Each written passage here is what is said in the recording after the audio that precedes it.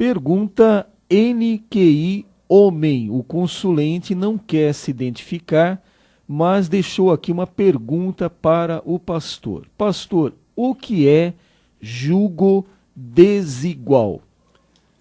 Jugo desigual é quando uma pessoa, como lemos em 1 Coríntios capítulo 7, como também em 2 Coríntios 6,14, que diz assim: não vos prendais a um jugo desigual com os infiéis. É quando um dos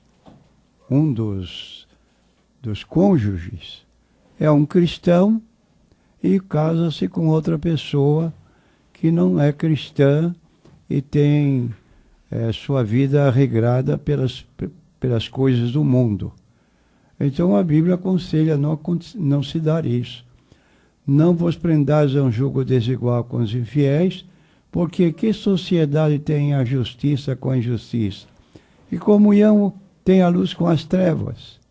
Que concorda há entre Cristo e o diabo? Ou que parte tem o fiel com o infiel?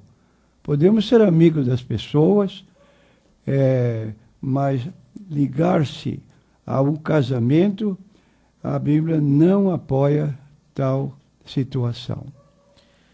A próxima pergunta é do Fábio, aqui da cidade de Santos. Ele quer saber sobre aquelas duas testemunhas citadas lá em Apocalipse, capítulo 11, pastor. Quem são essas duas testemunhas? Bom, nós temos certas dúvidas, porque o livro do Apocalipse é muito ligado a simbolismo. De modo que, segundo a nossa posição, entendemos que Elias e Enoque podem representar essas duas testemunhas. Qual a razão que indicamos para esse ponto de vista?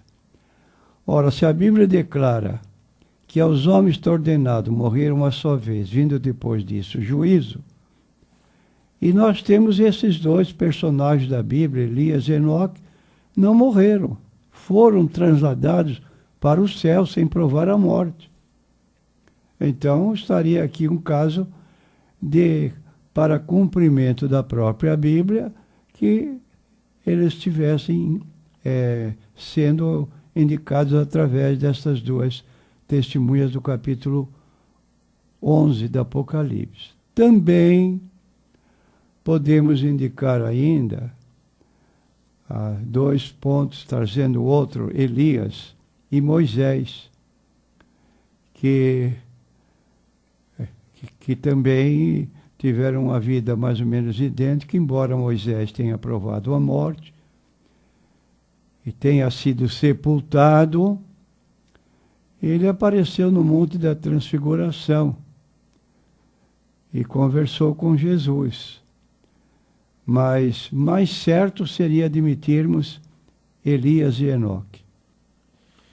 Muito bem, a próxima pergunta é da Juliana, aqui do bairro Gonzaga, em Santos.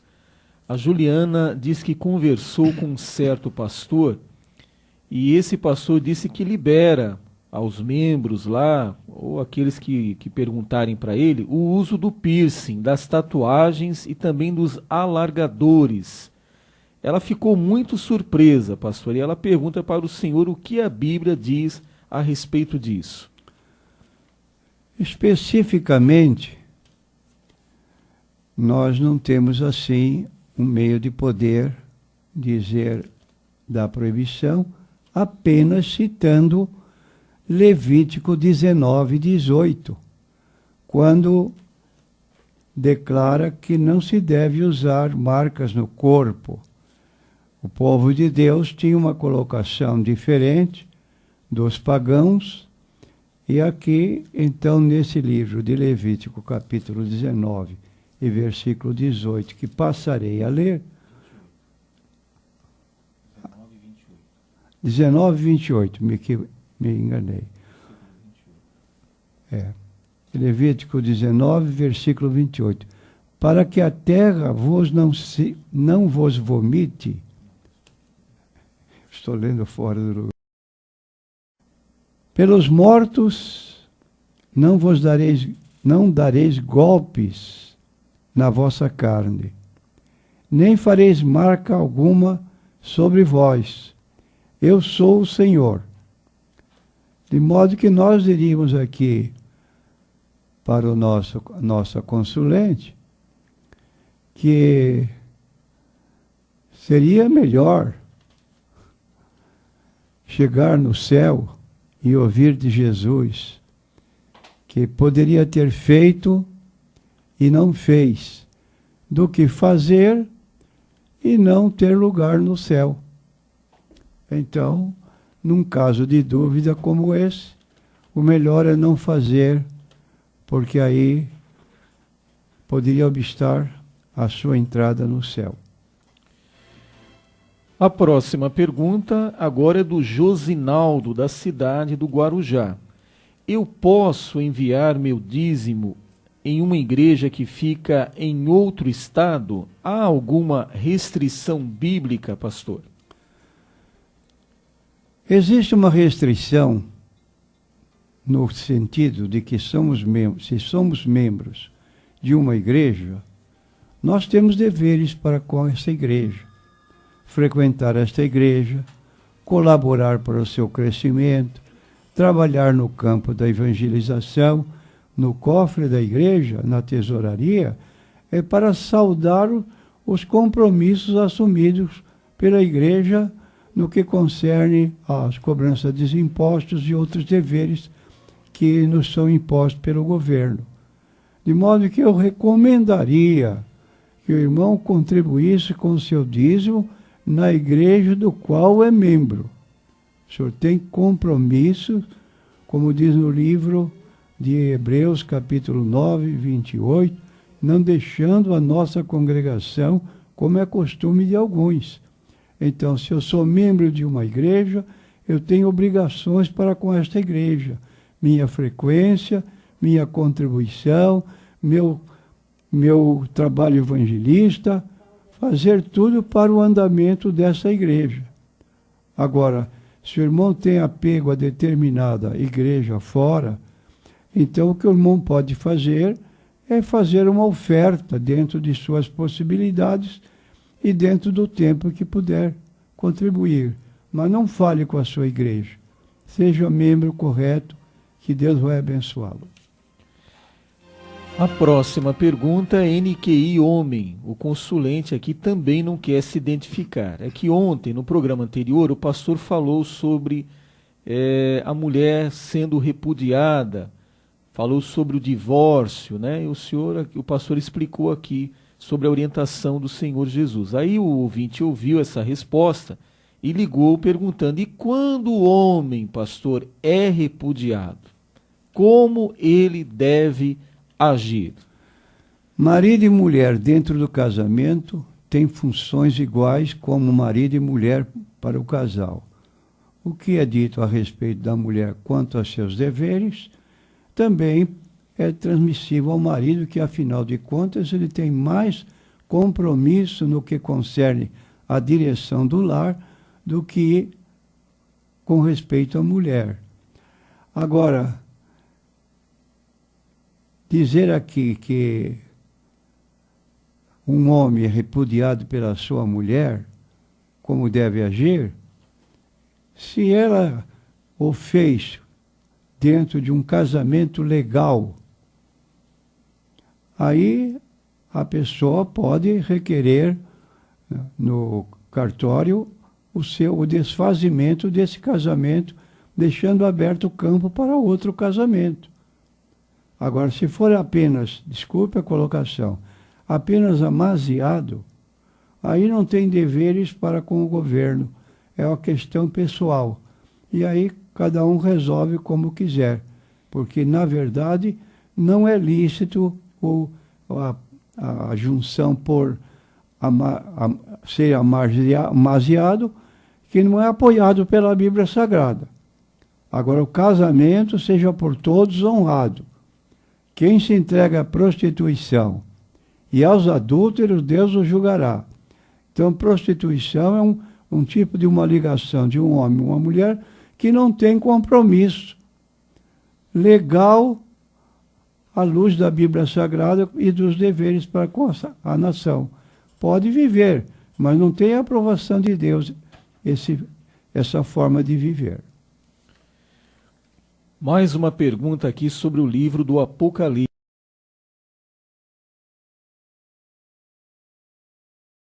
Lá do bairro Paicará, no distrito de Vicente de Carvalho. Ele pergunta aqui sobre Apocalipse capítulo 7, os 144 mil descritos no livro do Apocalipse são os que vão pregar a palavra durante a grande tribulação?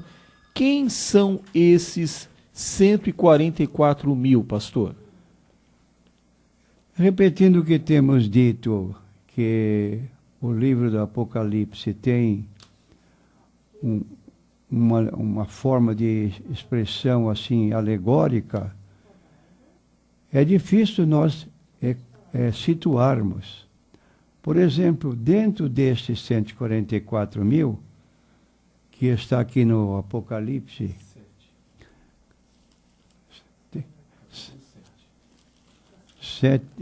temos aqui em 2 lugares do livro do Apocalipse. Primeiro, no capítulo 7, mostrando que se tratam de judeus, estritamente judeus. Eu vou ler o texto bíblico. Depois destas coisas, vi 4 anjos que estavam sobre os 4 cantos da terra, retendo os 4 ventos da terra, para que nenhum vento soprasse sobre a terra, nem sobre o mar, nem sobre a árvore alguma. E vi outro anjo da banda do sol nascente, que tinha selo de Deus vivo, dizendo: não danifiqueis nem a terra, nem o mar.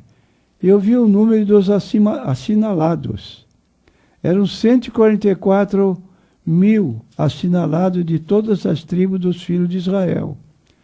Da tribo de Judá, 12 mil. Da tribo de Ruben, 12 mil. Da tribo de Gade, 12 mil. Da tribo de Azer, 12 mil.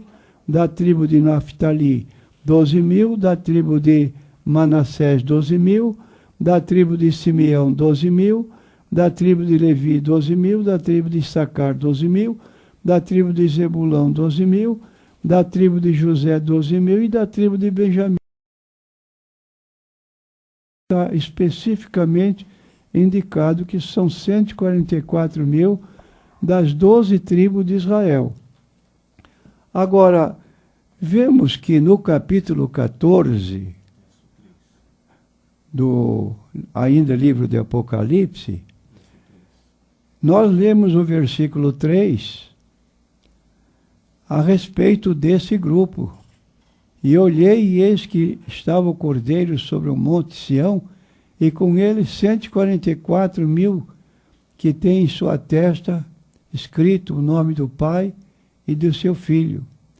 E ouvi uma voz do céu, com a voz de muitas águas, e como a voz de um grande trovão, e uma voz de harpistas que tocavam com a sua harpa, e cantavam como cântico novo, diante do trono e diante dos 4 animais e dos anciãos.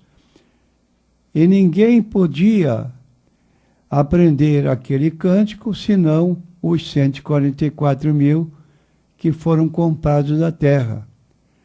Estes são os que não se contaminaram com mulheres, porque são virgens. Estes são os que seguem o Cordeiro para onde quer que vai. Estes são os que dentre os homens foram comprados como primícias para Deus e para o Cordeiro. E na sua boca não se achou engano, porque são irrepreensíveis diante de Deus no trono.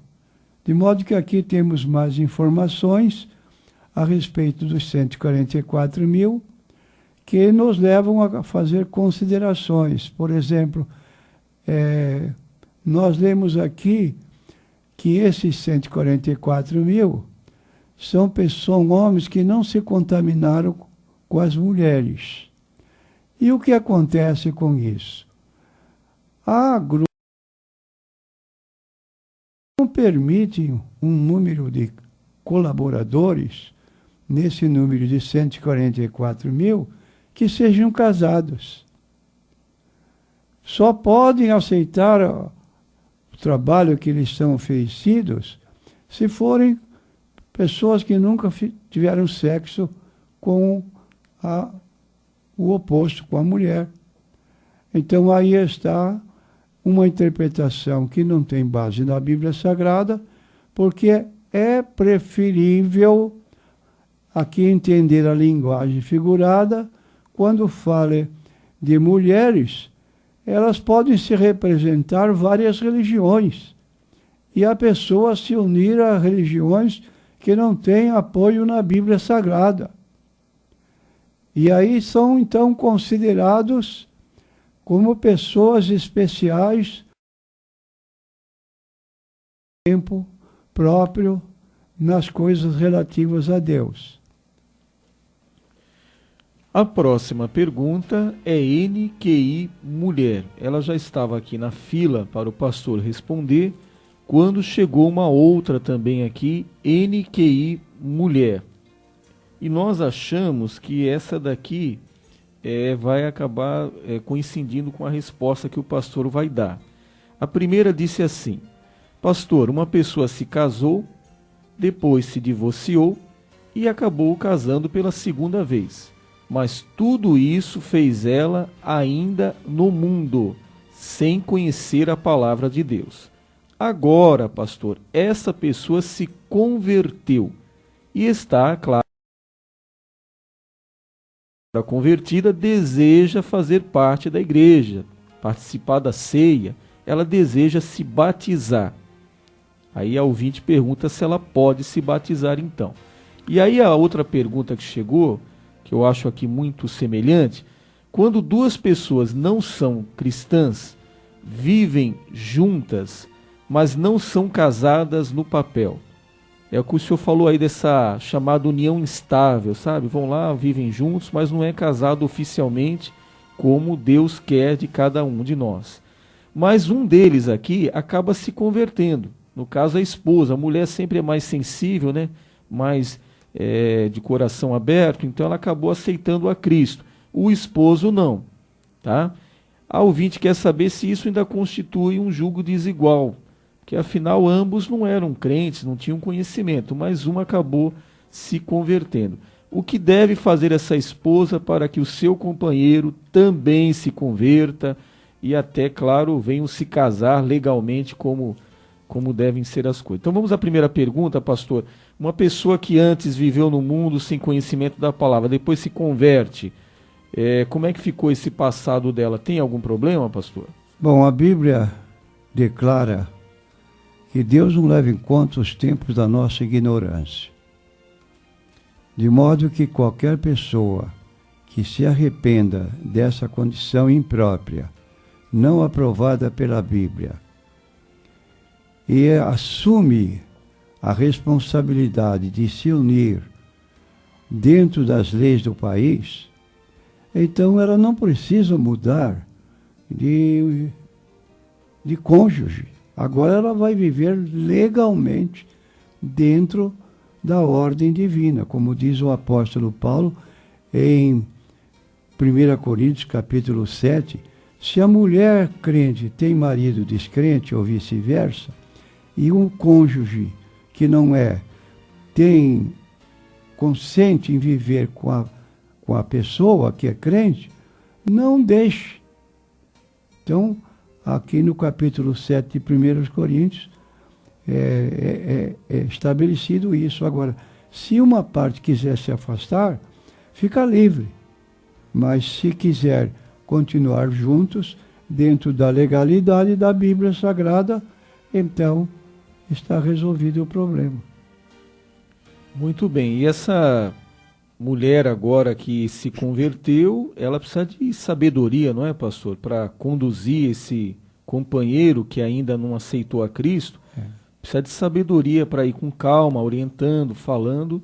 Precisa dar um tempo aí para ver a reação dele, para ver se é real mesmo a conversão, e aí estabelecer um lar definido diante de Deus e diante da situação nossa como cidadãos.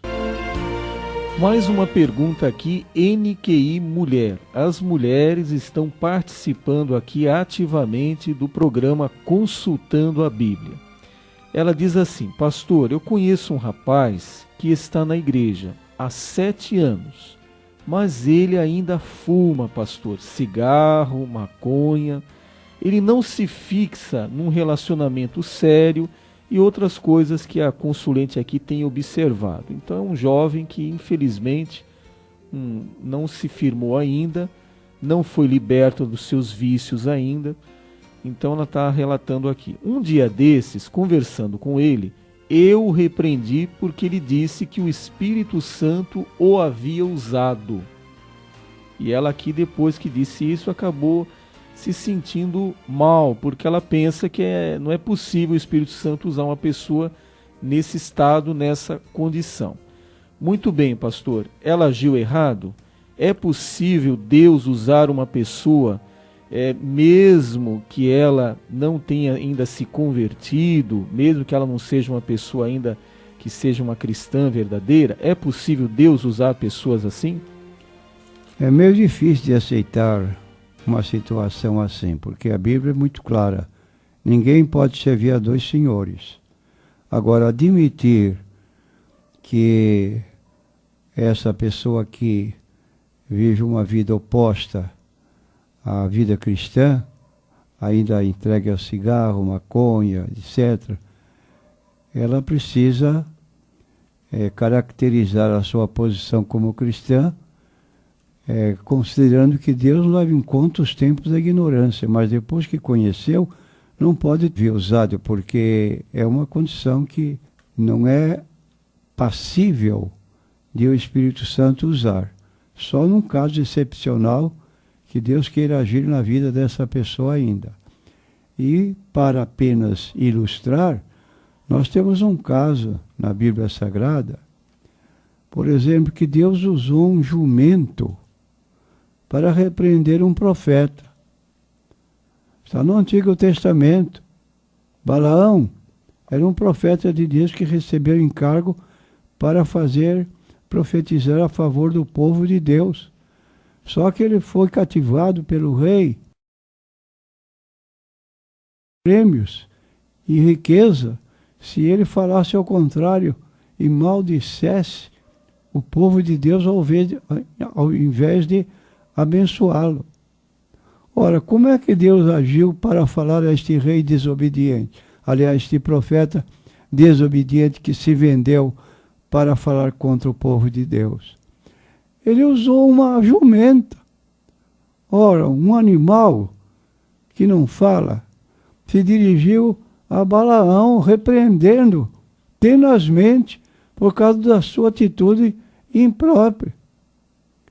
Se Deus usou uma jumenta, será que podemos admitir que o Espírito Santo tenha usado esse cidadão aqui, embora ele tenha esses erros na sua vida?